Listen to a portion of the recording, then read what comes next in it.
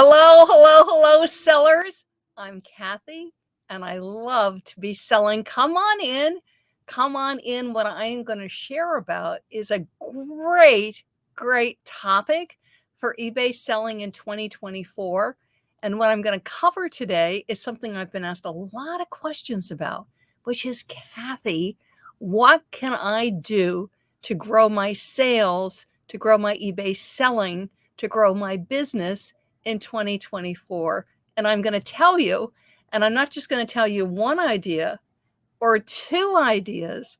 I'm going to give you three top tips to grow that you must do. You must. You hear me encouraging you? You must do this to grow your eBay selling in 2024. And it's ones I see often that are overlooked, and I don't see other people necessarily talking about it all the time. So what I'll hear is list. And yes, absolutely, you want to list for eBay sales success in 2024. But the thing with listing is that you want to be listing things that sell, that buyers are looking for. Because if you're listing things that nobody's looking for, no, you are not going to grow and scale your business in 2024.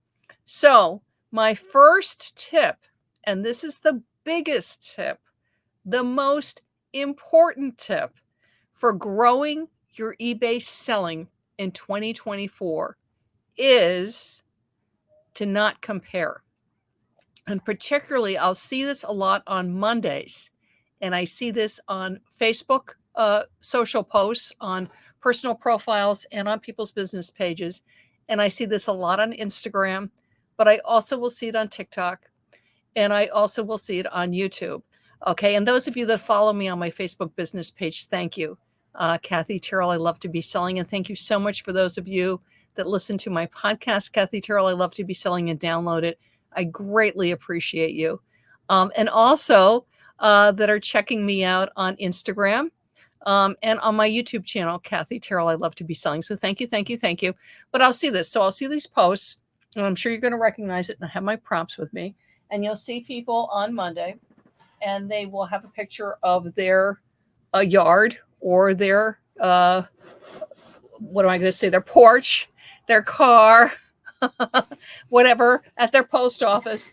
And they have these, I'll see if I could do this. Whoops, because I have a screen thing. They have boxes and boxes and boxes. Is this going to show? It's not going to show.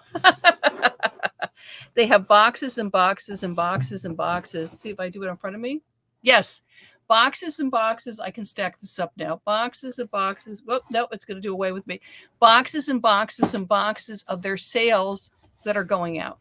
And you'll see piles, 10, 15 boxes, mailers, everything, celebrating their sales for Monday. And this is great. But then the problem is, if you don't have boxes and boxes and boxes and 10, 15, 20 packages going out, 30 packages going out, 40 packages going out. I keep the Amazon boxes in my neighborhood, and I put eBay tape on them. If you don't have tons and tons of boxes going out, and let's say you just have one little poly mailer going out, what happens? You feel like a failure, right? This other seller, and sometimes it's going to be a seller that's like only been selling on eBay for a month or two. And again, they have this boxes and boxes and boxes, these huge pile of boxes of things that are going out, right? Piled up. And you just have the one little poly mailer, and you're feeling like, oh. But this is what they don't tell you, and this is what I wanted to say. So one, if you have 20, 30, 40, 50 things going on on Monday, yay, good for you. But let's say you just have one little poly mailer going out, or let's say you had a really bad weekend and you didn't get any sales, okay? I look at the seller with 20, 30 things going out. I actually caught this. It was an Instagram person who was showing off all their sales. And if I remember correctly, it was like 30, 35 things going out, celebrating. And everybody's going, yay. And then 3 or 4 days later, what they shared was they had done a crazy sales, okay? And most of their sales had come from, it was eBay and Poshmark. And what they had done was they had done a drastic sale in their eBay store, in their Poshmark closet, and they were marking things down 50, 60, 70%. This seller was bragging about the fact that on a lot of the things, again, this pile of like 30 things going out, a lot of them she'd only made $1 on. And she even confessed that on some of the things she took a loss. So this huge pile of boxes and poly mailers going out, she made like $10 or $15 on. Okay. Now, again, this is just this one seller. But again, so when you look at the piles, you might want to ask, like, were you running a sale? What was your profit? And this is one thing to look at for growing and scaling your business like nothing you've ever seen before in 2024, which is, what's your profit? What are you making? Yes, there are times when you want to just like get rid of it. It's been there forever. If you only make a couple of bucks, yay, you're totally fine about it. But again, this seller was bragging about all her sales for the weekend. And like 90% of the sales was from drastic reductions where she was only making like $1. And she didn't say that in the post. So I've got no problem with people doing massive clearances. Okay. And I've worked with sellers sometimes where we just have to move an awful lot of inventory and raise some cash. But then say that. If you're putting up a post of 20, 30, 35, this huge pile of things, and it was really like a closet clear out or a store clear out or like a clearance sale where you were really marking stuff down 50, 60, 70%, say that. Yay, I got rid of a lot of stale inventory. Yay, I only made a few bucks, but I got rid of this. So, and be honest about what the sales are coming from. So that is my first tip for you for selling success in 2024 is that one little poly mailer. And I know we've all had sales like this. It could be a small box. Think about if you're selling jewelry or very nice collectibles and you made $50, $60, $70 on that one sale. And it may be something very small, again, because it's jewelry or a high-end collectible. So it's small, but you made a lot of money on it.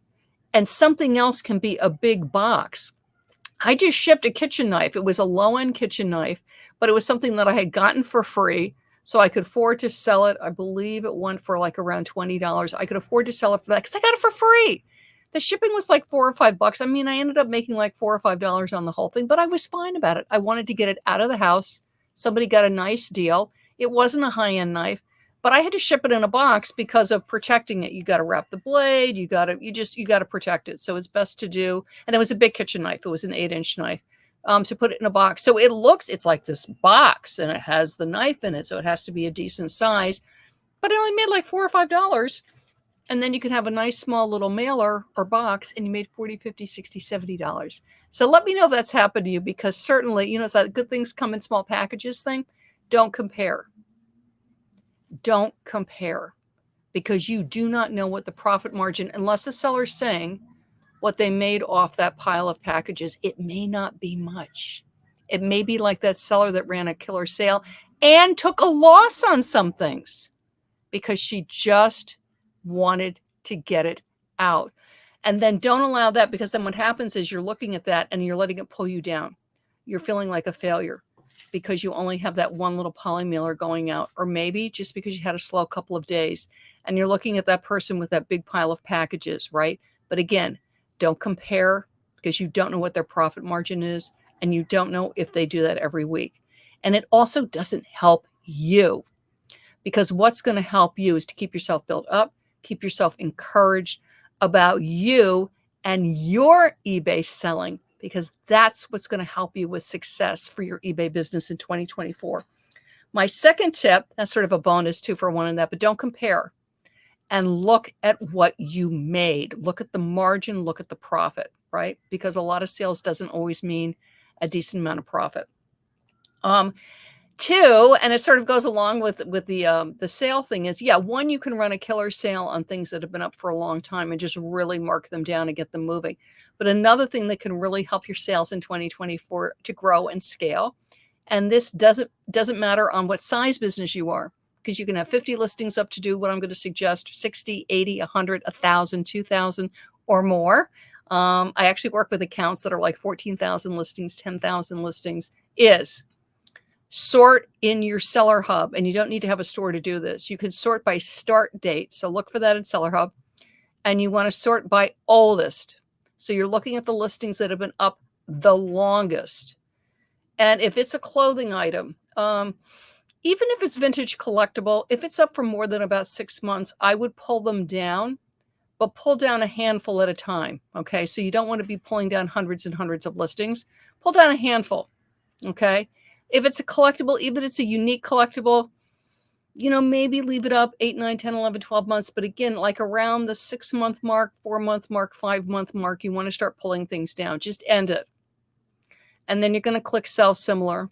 And you're going to do that because it creates a new listing. But this is the thing, because I hear people say, oh, yes, Kathy, I do that. I pull things down. I do sell similar and I put it back up.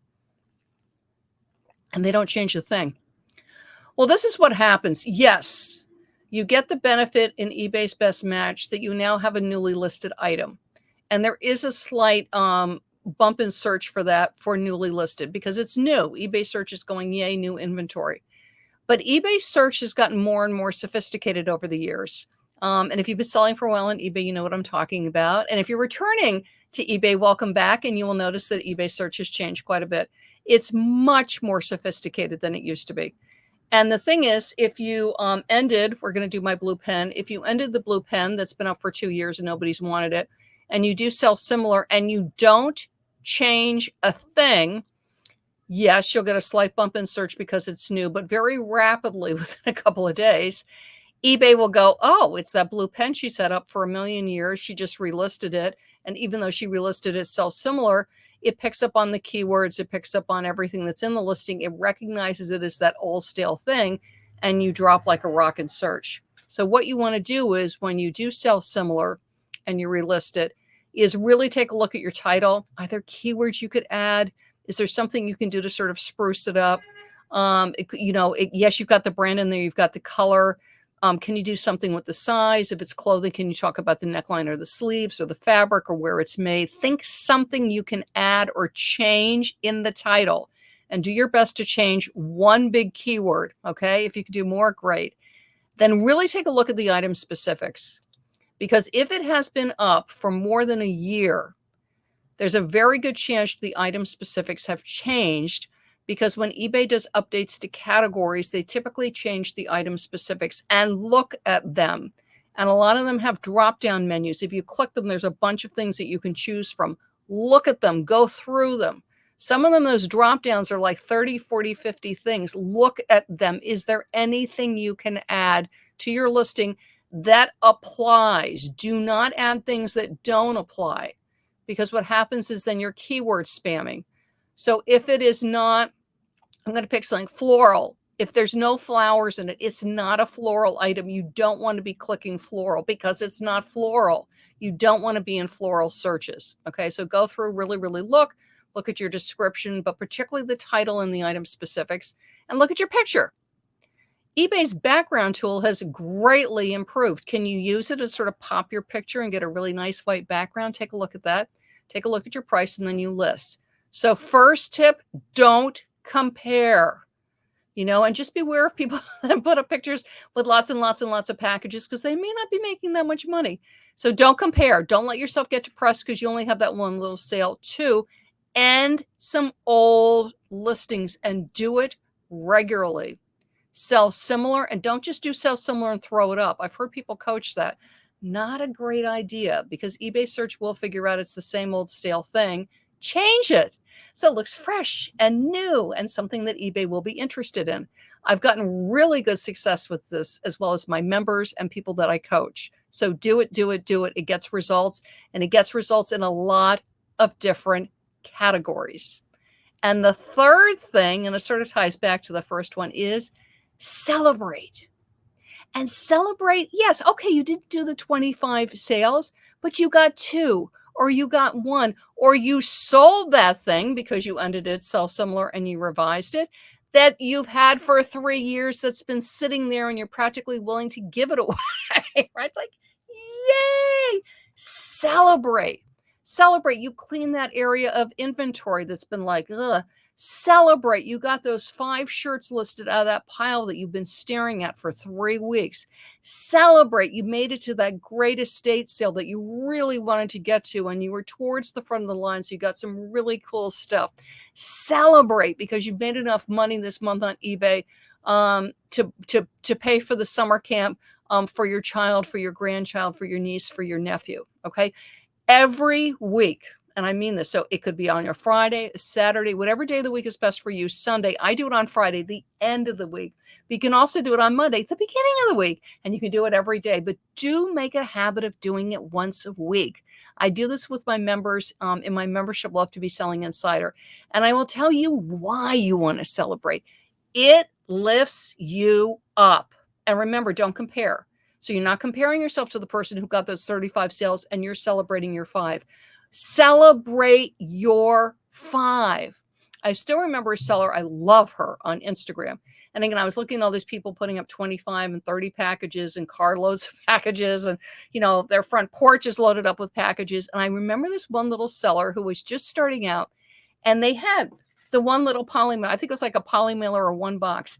And they were celebrating their one sale. And it wasn't their first sale, because that's fun to celebrate. My first sale on eBay, yay. But they were celebrating the sale because they were so thrilled they got in a sale over the weekend. They didn't talk about how many sales they typically get. They didn't say, they were just happy about that one sale. And I remember thinking that seller is going to do very well because they are celebrating what they have. And they will get more sales. And they did. I checked on that seller a couple weeks later, and sure enough, celebrating 3 sales. Again, the growing. But find something, even on the most dreadful weeks, right? It's like, okay, it wasn't the greatest, but you know what? I got these listings up, or I cleaned this up, or I took these pictures, but celebrate. And one thing I wanted to share with you for celebrating, because I love to celebrate, is for my podcast. So my podcast, Kathy Terrell, I Love to Be Selling, which is on Apple, and it's on Google, and it's on Spotify, and it's on Pandora. So thank you, everybody who listens. I got 100,000 downloads. I am thrilled. So thank you, everybody. And if you hop over to my website, ilovetobeselling.com, I'm doing a absolutely free giveaway to celebrate my 100,000 downloads on my podcast. And you will click this. And when you click Kathy's Podcast Party free giveaway, and hang on a second and see if this shows it. If not, I will pull the page up, and it doesn't. So I will pull the page up. All it's going to ask you for is your name and your email. This is the best. Okay, so you come here. Kathy's Podcast Party free giveaway. Yay. And what I'm giving away is a $50 eBay gift card. Yay, eBay. And I'm paying for it. So Kathy's paying for it. But I'm like, yay, eBay gift cards, right? You can always use an eBay gift card. And what you'll do is you'll click enter now on my website. And when you click enter now, all you're going to be entering is your name, your email, and you can also, because of this cool thing, hang on a second. Here we go. On the podcast giveaway is you can also enter with Google. Yay, if that's easier for you. So hop over to my website, ilovetobeselling.com. Look for Kathy's Podcast Party giveaway. Completely free. Click it, name and email, bam, you're in. And then once you're in, you'll see that there's a couple ways you can get extra entries, and come and enter so you can win the $50 eBay gift card that I am paying for. Also, with the gift card, you're going to get a mini business consultation with me one-on-one on the phone or Zoom about any part of your eBay that you want to talk about, or your social media. But do enter. Come celebrate with me for my 100,000 podcast downloads. Okay, great. Enter. I'm Kathy, and I love to be selling. Bye-bye, everybody. Have a great week and celebrate.